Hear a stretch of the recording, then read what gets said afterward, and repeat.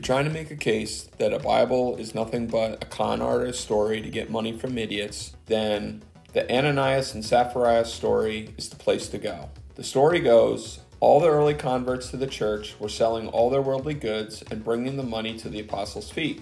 But one married couple sold their stuff and only brought some of the money. They kept a little. They were asked, "Is this all the money?" "Yes," they lied. Then they died. If this is the most important story in the Bible, case closed, the Bible's one big scam. All the rest is just decoration. Here you have the mechanism to scare idiots into giving you all their money. How much money do idiots have? Wouldn't you think idiots don't make a lot of money because no one would pay them a lot? Maybe that doesn't matter. They will now feel afraid to give it all to you, even if it's only a little. Embarrassing as it is, I remember reading this verse for the first time and thinking, that's it. This book is just a hook to get money from idiots. Here are the things that made me reconsider. The Bible has so many negative things to say about wealth that if you're creating this scam, you would harmonize the messaging about wealth.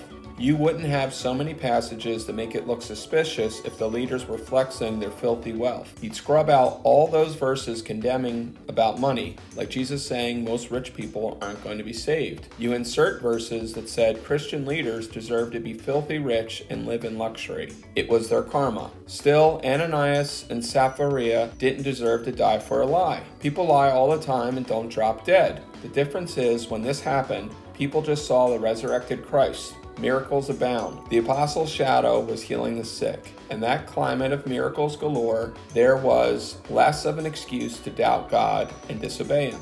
It seems fair that if God shows you more miracles than others, you will be judged more harshly if you disobey God. Apart from it being miracles galore and them having less of an excuse to not trust God and to not obey God, because they're seeing the power of God everywhere, it's the timing. This is before all the disciples are going to spread out across the world to go spread the good news. So it sets the example of this is very serious. So no one else gets weird about money or tries to be selfish with money. The God uses them as an example while everyone's still there before people go to spread out. Hey, if any of you try to misabuse the funds that are going to come in, you're going to drop dead or you're not right with me.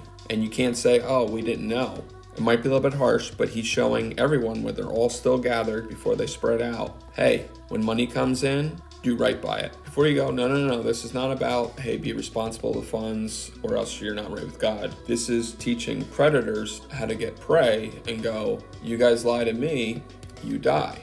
Well then, if you say that, right, you're already assuming God's not real. But if God is real, I think the warning or the message is to anyone who were to try to take money from idiots or fools or gullible or whatever, and you're going to use their funds, God's showing when you go to stand before Him, you're going to have no defense. He's going to go, didn't you see what I did to them? Like they tried to hold back a little and they died. So you tried to take money and live this life of luxury. You weren't even just holding back, like you were stealing money from people. You're going to be held accountable for that. If God is real, I think it's a clear warning to anyone who goes, hey, if you misuse funds, I already showed you what I'm going to do. One more reason is the selling all your stuff and giving all your money to your Christian leader was just, hey, this happened this one time. We're just saying how that went, not, oh, forevermore, you should now all sell your stuff and give all your money to your leaders.